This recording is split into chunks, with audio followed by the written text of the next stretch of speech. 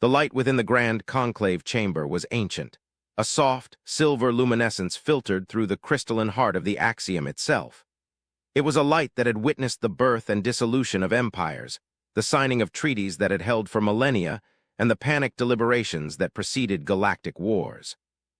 Today, it illuminated a tension so profound it seemed to have physical weight, pressing down upon the floating obsidian daises where the representatives of the galaxy's elder species convened. At the chamber's zenith, a slow, majestic hologram of the spiral galaxy turned, each star a point of history, each nebula a memory of creation.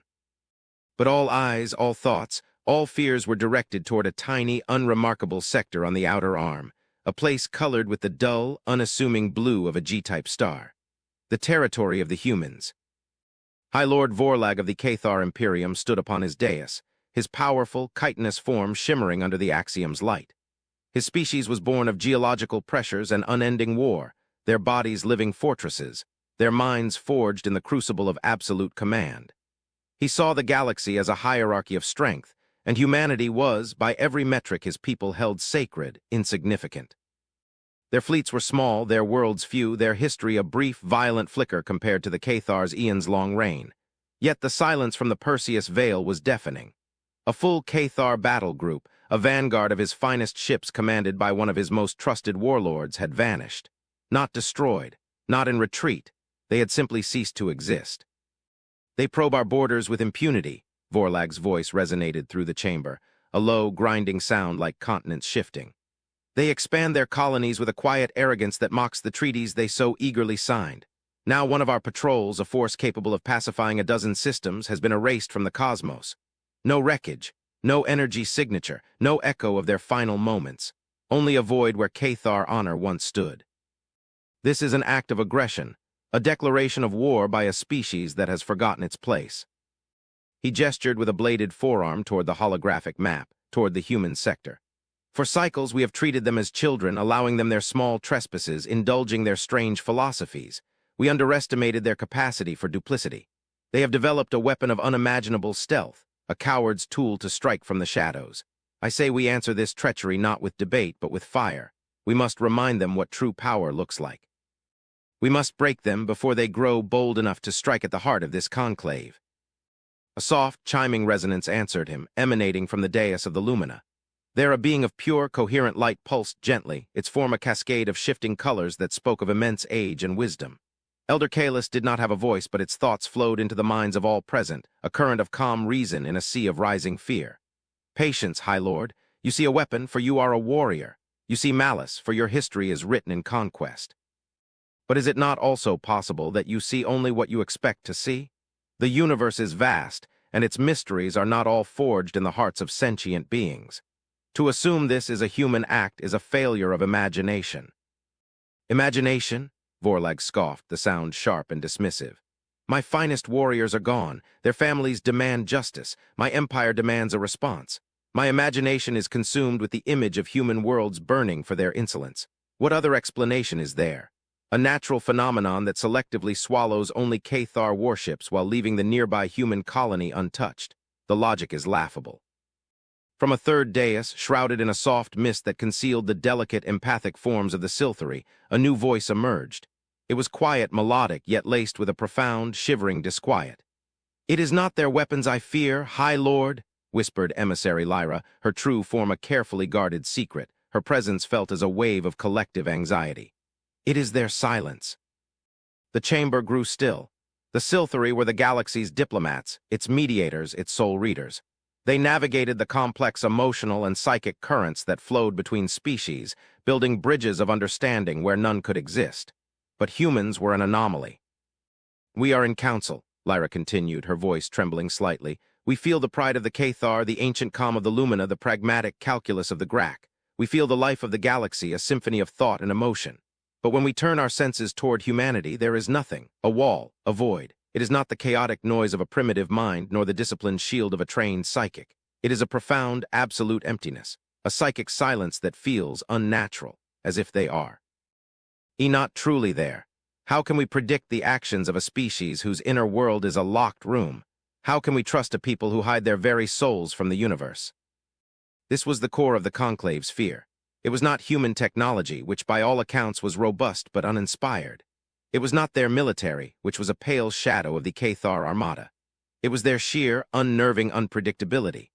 They were a people who had endured a self-inflicted holocaust on their own world, only to emerge into the galaxy not with the humility of survivors, but with a quiet, unnerving self-possession. They were a species of contradictions, poets and engineers, killers and healers.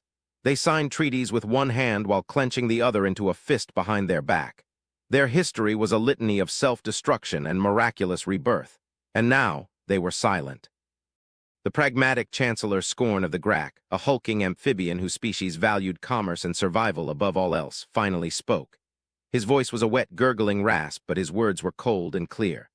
A war is a poor investment when the opponent's assets are unknown. The High Lord speaks of burning their worlds. What is the cost of this? Our fleets, our resources, the stability of the outer arms, and for what? Retribution for an event we do not understand. The emissary speaks of a psychic void. This is unsettling, but is it a crime? We have no proof. We have only a missing patrol and a silent neighbor. Scorn's large, unblinking eyes swiveled to focus on Vorlag. Before the Imperium commits the Conclave to a war that could destabilize millennia of peace, we must have certainty. We must know what happened in the Perseus Vale. We must understand the nature of this silence. As the debate raged, a new piece of information rippled through the chamber's data streams. A junior Luminar attendant, a mote of anxious yellow light, projected the update into the central holofield. A single, unidentified vessel had just translated from hyperspace at the edge of Conclave territory. It was of human design, yet it matched no known military or civilian registry. It was holding its position precisely at the coordinates of the old diplomatic waypoint, a location unused for centuries. It was not broadcasting any codes, hailing any channels, or showing any signs of aggression. It was simply there, waiting. The ship was small, barely the size of a Cathar destroyer. Its energy signature was bafflingly low, almost non-existent. On long-range scans, it appeared inert, a cold piece of metal drifting in the void. Yet its arrival, so soon after the patrol's disappearance, could not be a coincidence. Vorlag's mandibles clicked in grim satisfaction. They send us a message, a challenge. They flaunt their presence, daring us to act. This is the confirmation we need. This ship is the key. He turned to the other council members, his stance radiating absolute certainty. I will dispatch a fleet, a true fleet this time, led by my most fearsome dreadnought. We will seize this vessel. We will tear its secrets from its hull and its crew. We will have our answers.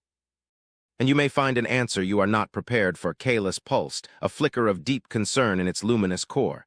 They are not acting like a belligerent power, High Lord. A challenge would be accompanied by a threat. A declaration of war would be a fleet, not a lone ship. This is something else. This is an invitation, or a warning. Let it be a warning, then, Vorlag snarled. The Cathar do not heed warnings from lesser species. We give them. After a long, tense silence, a compromise was reached, brokered by the ever-pragmatic Chancellor Scorn. The Cathar would send their fleet, a display of overwhelming force to satisfy their honor. But they would not attack. They would hold position, a visible threat. A smaller diplomatic vessel carrying emissary Lyra of the Silthari and a Cathar attaché would make the approach. They would demand answers. They would discover the truth behind humanity's silence and the fate of the missing patrol. The Conclave agreed. It was a plan that balanced caution with strength, diplomacy with intimidation. None of them could possibly imagine how profoundly, how existentially, they had miscalculated the nature of the lone human ship waiting for them in the darkness. The ship that human records, in their own stark, unsettling language, called the Solitude. The journey to the edge of Conclave space was a study in contrasts. The Cathar fleet was a magnificent, brutalist spectacle. A swarm of warships, their hulls forged from asteroid iron and crystalline armor, bristled with weapons capable of cracking moons. At their heart, the dreadnought Imperator's wrath moved with the implacable gravity of a god of war. It was a statement of power, a promise of annihilation. Nestled within this formidable shield was the diplomatic courier, a sleek, silver Silthari vessel named Whispering Vale. Inside, emissary Lyra felt the oppressive psychic weight of the Cathar fleet, a constant, grating roar of martial pride and barely restrained aggression. It was a crude but effective instrument. Her Cathar escort, subjugator Kale, stood rigid and silent by the main viewscreen. He was a perfect specimen of his kind, his obsidian carapace polished to a mirror sheen, his gaze fixed on the distant point of light that was their destination. He was here to ensure that silthery diplomacy did not stray into the realm of what his High Lord considered weakness. As they drew closer, the human ship resolved into a clear image on the screen, and a collective shudder of unease passed through the silthery crew. The Solitude was unlike any ship they had ever seen. Its design was a rejection of aesthetics, a monument to stark, absolute function. Its hull was a single, seamless expanse of the blackest material imaginable, a substance that did not reflect light but seemed to devour it. There were no visible weapon ports, no sensor arrays, no viewports, no identifying marks. It was a geometric scar on the fabric of space, an elongated, sharpened shard of pure nothingness. "Scans are inconclusive," the silthery pilot murmured, her tendrils retracting in distress. "Life support is minimal. Power readings are negligible, equivalent to a dormant freighter. There are no energy shield emissions, no detectable weapon signatures. It is cold, inert." "It is a trick," Cale grunted, his voice a low growl. "A deception. They hide their strength. They want us to lower our guard." Lyra extended her senses, pushing past the thrumming Cathar war mines, reaching out toward the human vessel. She expected to hit the familiar wall, the psychic void that had so disturbed her. But this was different. The silence around the Solitude was not merely an absence of thought. It was an absence of everything. It was a pocket of profound stillness that seemed to actively repel psychic energy. It was like staring into the abyss between galaxies, a cold, fundamental emptiness that whispered of an ending to all things.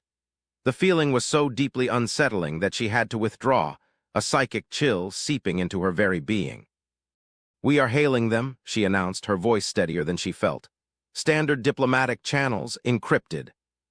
The message was sent, an offer of communication, a request for dialogue, a formal inquiry under the Articles of the Grand Conclave. They waited.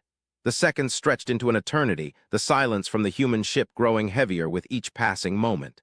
The Cathar fleet held its position, a ring of silent, menacing giants. Subjugator Cale's mandibles began to twitch with impatience. Then a response came. It was not a voice, not a text transmission. It was a simple, elegant stream of pure mathematical data, a universal language that bypassed cultural context and linguistic nuance. It was a sequence of prime numbers, followed by the fundamental constants of the universe, and then a simple geometric progression that established a communications protocol. It was the most calmly logical, coldly rational greeting Lyra had ever witnessed. It was devoid of ceremony, of emotion, of life. A holographic projector on the Whispering Vale's bridge flickered to life. The image that formed was not of a uniformed captain or a stern admiral. It was a human female, her hair grayed at the temples, her face etched with lines that spoke not of age, but of a profound and weary weight. She wore no uniform, only a simple, dark gray tunic. She was seated in a minimalist room, the background an unadorned bulkhead. She looked directly into the projector, her eyes a calm, clear gray, and they held a depth of sorrow that Lyra could feel even across the void, a sorrow that was not an emotion but a state of being. "I am Ambassador Eva Rostova of the vessel Solitude," she said. Her voice was as calm and measured as the mathematical language she had used to establish contact. It held no fear, no arrogance, no anger. It was the voice of a philosopher delivering a final, unavoidable truth. "We have been expecting you." Subjugator Cale stepped forward, his massive form eclipsing the view screen. "You will answer for the destruction of the Cathar Patrol Group Vengeance sworn," he boomed, dispensing with all diplomatic subtlety. "Your unprovoked attack is an act of war against the Imperium and the Grand Conclave. Surrender your vessel and your crew for judgment, and your species may be spared the full measure of our wrath." Ambassador Rostova's expression did not change. There was no flicker of fear, no hint of defiance. She simply watched Cale, her gaze patient, as if listening to a child's tantrum. When he was finished, a long silence passed before she spoke. "Your ships were not destroyed, Subjugator," she said, her tone quiet and deliberate. "Destruction implies a violent transition from one state to another. It leaves evidence, debris energy. Radiation, a memory of what was. Your fleet was not subjected to violence. It was subjected to a cessation." Lyra felt a fresh wave of cold dread. "What does that mean?" she asked, her voice barely a whisper. "Cessation." "It means they were unwritten," Rostova replied, her gray eyes meeting Lyra's through the hologram. "They ceased to be. They passed through a boundary they were not equipped to comprehend into a state of non-existence from which there is no return. We were present not to cause this event, but to observe it, to document the boundary's integrity. The bridge of the Whispering Veil was silent. The concept was so alien, so fundamentally terrifying that it defied comprehension. Unwritten, not killed but erased from the story of the universe. From his command throne on the Imperator's wrath, the fleet's supreme commander, Warlord Gracthal, watched the exchange with growing fury. He was a veteran of 100 campaigns, a warrior who understood only the logic of force. He heard only lies and evasions. "Enough of this human wordplay," he growled to his communications officer. "The High Lord authorized a demonstration. We will give them one.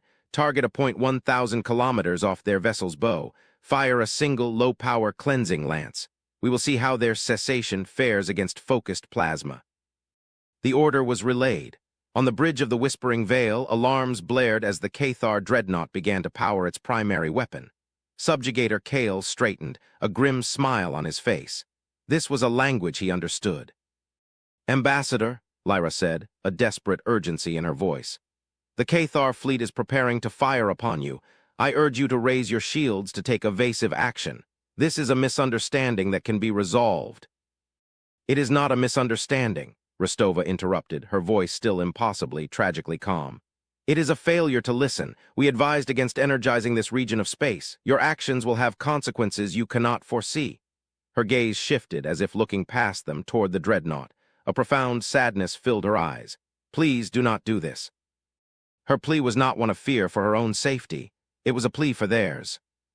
But it was too late. From the bow of the Imperator's wrath, a brilliant, searing beam of white-hot energy erupted, a spear of artificial sunfire that crossed the distance to the solitude in an instant. The Cathar warriors watched, anticipating an explosion, the flare of a shield, some kind of reaction. They saw none of those things. As the lance of energy approached the human ship, a sphere of something that could not be described as darkness but as a more perfect absence bloomed into existence around the solitude. It was not black, black as a color. This was the absence of color, the absence of light, the absence of space itself. It was a hole in reality. The cleansing lance, a weapon that could scar a continent, touched the edge of this sphere and simply vanished. It did not splash against a shield. It did not detonate. Its energy did not dissipate. It just stopped being. The beam continued to fire from the dreadnought, but it was pouring into a bottomless drain, an absolute nullity. On the bridge of the Imperator's wrath, the weapons officer stared at his console, his mandibles agape. "Impossible," he stammered. "Energy output is at 100%, but all telemetry ceases at the target's perimeter. There is no impact reading, no heat signature, no radiation. The energy is gone." The sphere of nothingness around the solitude held for a moment longer, perfectly silent, perfectly still, before it collapsed back into the ship as if it had never been. The solitude floated there, unharmed, unchanged, its dark hull drinking in the starlight. A collective, primal fear, deeper than any warrior's courage, washed through the Cathar fleet. This was not a shield. A shield blocked energy, it repelled force. This was something else. This was a weapon that did not fight reality, but simply told it no. On the Whispering Veil, Subjugator Kale had taken an involuntary step backward, his warrior's arrogance shattered. He was staring at the image of Ambassador Rostova, who now looked back at them with that same infinite, weary sadness. "You see now," she said softly. "It is not a weapon of war. We do not build such things anymore. It is a tool. We call it a null field. It is a localized, temporary suspension of physical law, a scalpel to excise that which should not exist." Lyra felt her mind reeling, trying to grasp the philosophical and physical implications. A suspension of law, a technology that could command reality itself to cease. "Why?" she finally managed to ask. "Why would you build such a thing?" "Because something is breaking the laws already," Rostova answered, her voice now carrying the weight of a generation-spanning vigil. "Something is fraying the edges of the universe. Your patrol fleet was not the furs. To be unwritten. They were merely the first of your people to encounter it. For centuries, humanity has been standing guard over these scars in spacetime. We have been watching them, studying them, trying to contain them." She gestured to the starfield behind her, which dissolved to be replaced by a complex three-dimensional map filled with pulsating red warnings. "These are the quarantine zones, areas where reality is thin, where the fundamental constants are unstable. We call it the static, a creeping entropy that does not decay matter but erases the information that defines it. It is a silence that consumes all things. Your patrol, in their haste to chart new territory, ignored our beacons and crossed into a nascent breach. The static took them. All we could do was record their erasure. The truth descended upon the bridge of the Whispering Vale, and upon the command decks of the Cathar fleet, and in the grand conclave chamber light years away, with the force of a physical blow. Humanity was not the aggressor. They were not conquerors hiding a secret weapon. They were wardens. They were guardians of a horror the rest of the galaxy had not even known existed. Their psychic silence was not a sign of deceit, but a discipline born of necessity, a way to quiet their own minds against an enemy that consumed thought and form. Their calm, logical demeanor was not arrogance, but the practiced serenity of those who stare into the abyss every day. The solitude was not a warship. It was a sentinel, a lonely shepherd standing watch at the edge of oblivion. In the grand conclave chamber, the silence was absolute. High Lord Vorlag stood frozen on his dais, his chitinous body, for the first time in his life, feeling fragile. The live feed from the diplomatic mission had shown them everything: the human ambassador's calm explanation, the Cathar's arrogant attack, and the impossible, reality-defying response of the solitude. The fear that had been a subtle undercurrent in their debate about humanity had now coalesced into a vast, monolithic terror. But its target was no longer the small, enigmatic species from the Sol system. Vorlag saw the galaxy not as a hierarchy of strength, but as a fragile tapestry, and he had just seen the thread being pulled. His entire philosophy, built on the supremacy of force, had been rendered meaningless. How do you fight an enemy that is not an army but a concept? How do you conquer a foe that is the universe itself unmaking? His call for war now seemed like the ignorant tantrum of a child threatening to strike the ocean. He felt a profound, burning shame. Elder Kalis of the Lumina pulsed with a soft, sorrowful blue. We saw only a reflection of our own natures. Its thoughts flowed through the chamber. The Cathar saw a hidden weapon. The Silthari saw a deceptive silence. The Grak saw an unknown variable in a negotiation. None of us saw the truth, that they were simply shouldering a burden we did not know existed, a burden so great it required them to become what they are. On the bridge of the Whispering Vale, emissary Lyra finally understood the psychic void she had sensed from humanity. It was not emptiness. It was a discipline of profound depth. It was the psychic equivalent of the solitude's hull, absorbing all noise, all chaos, to maintain a core of absolute stillness. It was the only way to face an enemy that preyed on existence itself. She looked at the image of Eva Rostova and saw not an ambassador, but a priestess of a grim and lonely order. The sorrow in her eyes was not personal. It was a collective grief for a cosmos that was slowly, silently dying. "You have fought this static alone?" Lyra asked, her voice filled with a new, dawning respect. "For how long?" "Since we first reached the stars," Rostova replied. "We found the first scar in our own system orbiting a dead planet. At first we thought it was a unique anomaly, a relic of some ancient, failed experiment. But as we expanded, we found more. We learned the patterns. We saw that they were growing, multiplying. We dedicated our science, our philosophy, our entire culture to understanding and containing it.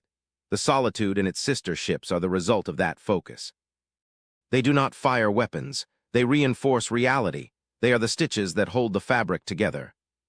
Subjugator Kale, humbled and silent until now, finally spoke, his voice stripped of its earlier thunder. "Why did you not tell us? The conclave, we would have helped. We would have brought our fleets, our science." A faint, sad smile touched Rostova's lips for the first time. "Would you have? Or would you have reacted as your High Lord did today? With fear, with aggression, with a demand for a simple enemy to fight. The static is not an enemy you can shoot. It cannot be intimidated. It cannot be reasoned with. To even comprehend it requires a fundamental shift in perception, a willingness to accept that the universe is not as stable as you bell. Eve, we could not risk revealing this truth until we were sure you were ready to listen, until an event like the loss of your patrol forced the question." She paused, letting the weight of her words settle. "We have been watching the conclave for a long time. We have studied your histories, your philosophies, your reactions to crisis. We have seen your strength, your wisdom, your flaws. The loss of your fleet was a tragedy, but it was also an opportunity, a chance to begin a conversation that is long overdue." Her hologram flickered and the star map behind her returned, but it was different now. It was not just the quarantine zones. It was a projection of the static's growth over the last 1,000 years. a creeping, spider-webbing network of silent decay spreading from the deep voids between galactic arms, reaching inward. It was slow, patient, inexorable. It was the great filter, not as a technological or social barrier, but as a final, physical law of the universe. All things must end, and the static was the mechanism of that ending. "We can no longer hold the line alone," Rostova said, her voice now imbued with a quiet urgency. "The breaches are becoming more frequent, more aggressive. Our models predict a geometric increase in static events over the next few cycles. Humanity's vigil is coming to an end. We need allies, not just soldiers and warships, but thinkers, scientists, philosophers. We need the Cathar's indomitable will, the Lumina's ancient wisdom, the Silthari's empathic understanding, the Grak's pragmatic ingenuity. We need the combined strength of the galaxy to face this final night." She extended a hand, her holographic palm open in a gesture of invitation. "We did not come here to threaten you. We came here to ask for your help, to invite you to stand with us here at the end of all things." The offer hung in the space between the ships, a proposal of alliance so profound it dwarfed every treaty the Conclave had ever signed. It was not about territory or resources. It was about the preservation of existence itself. Back in the Grand Conclave, the decision was not even a matter for debate. The evidence was irrefutable, the threat existential. Vorlag, his pride replaced by a warrior's grim resolve, was the first to speak, his voice a low, solemn vow. "The Cathar Imperium will stand with humanity. Our fleets will become your shield. Our warriors will learn this new way of fighting." One by one, the other members of the Conclave pledged their support. A new age was dawning, born of a shared, cosmic terror. The fear of humanity had been a shadow, but the fear of the static was the darkness that cast it. In its face, all other conflicts seemed petty and meaningless. Humanity, the quiet, unpredictable newcomer, had suddenly become the most important species in the galaxy, the keepers of the one great truth that mattered. As the new alliance began to take shape, as the Conclave's finest minds were granted access to humanity's centuries of research, a final, deeper secret was shared. It was delivered by Ambassador Rostova herself, in a closed session with the heads of the Conclave species. They gathered not in the grand chamber, but in a small, quiet observation room aboard the Axiom, the galaxy wheeling silently outside the viewport. "There is one last thing you must know," Rostova began, her face impossibly weary. "It is the foundation of our entire philosophy, the reason for our silence, our discipline. We told you the static was a form of cosmic entropy. That is not the entire truth. It is not natural." She activated a holographic display. It did not show a map or a scientific model.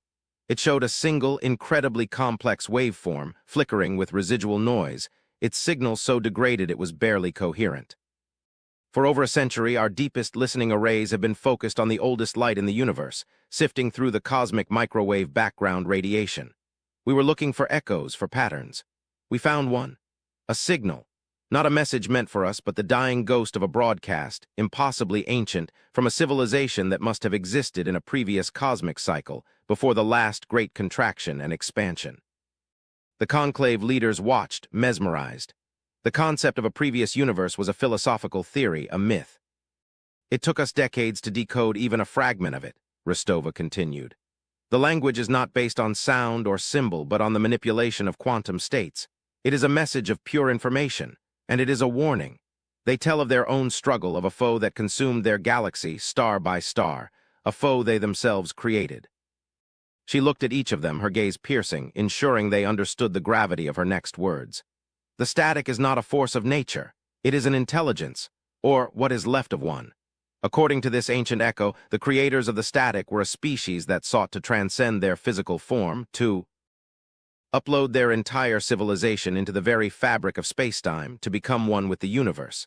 They believed they were achieving apotheosis, becoming gods, but something went wrong, terribly wrong." The waveform on the display shifted, and a low, dissonant hum filled the room, a sound that seemed to scrape at the edges of sanity. Their consciousness fractured. Their unity became a disassociated hunger. They did not merge with reality, they began to consume it. They became a thought that eats information, a self-replicating void. They are a failed ascension, a cancer of existence. The static is the ghost of a civilization that tried to touch infinity and fell into nothingness. A profound, chilling silence filled the room. The war they had just agreed to fight was not against a blind, cosmic force. It was a war against the corrupted remnant of a godlike intelligence, a foe whose very nature was to unmake the reality they inhabited. The ancient message contained more than a warning, Rostova said, her voice dropping to a near whisper. It contained a legacy, the beginnings of the science needed to fight back, the principles of the null field, the disciplines of mental silence required to shield one's mind from a consciousness that erases thought. This is the legacy humanity has carried, the burden we now ask you to share. High Lord Vorlag stared at the flickering waveform, his warrior's mind finally grasping the true scale of the battlefield. All the wars his people had ever fought, all the empires they had conquered, were but skirmishes in a sandbox compared to this. They were not just fighting for survival. They were fighting against a form of damnation that threatened to consume the soul of the cosmos itself. He looked at the human ambassador, at this small, soft-skinned being from a forgotten world, and saw the strength of millennia. He saw a species that had looked into the ultimate abyss, had seen the face of the enemy that had devoured a previous universe, and had not broken. They had not despaired. They had simply picked up the tools left behind by the fallen and mounted their lonely guard. They had prepared, they had disciplined themselves, and they had waited silently for the day they would no longer have to stand alone. He finally understood. It was not the solitude that the strongest fleets should fear. The ship was merely a tool. The true power was the species that had built it, a species that had faced the absolute truth of a predatory, dying universe and had answered not with a scream, but with a quiet, unyielding resolve. "What must we do?" Vorlag asked, his voice now quiet, stripped of all authority, the question of a student to a master. Eva Rostova looked out at the swirling galaxy beyond the viewport, at the endless sea of stars that was their home and their battlefield. "First," she said, her voice a calm anchor in an ocean of cosmic dread, "you must learn to be silent, and then you must learn to stand with us. For the long night is coming, and we must be the light that holds it back."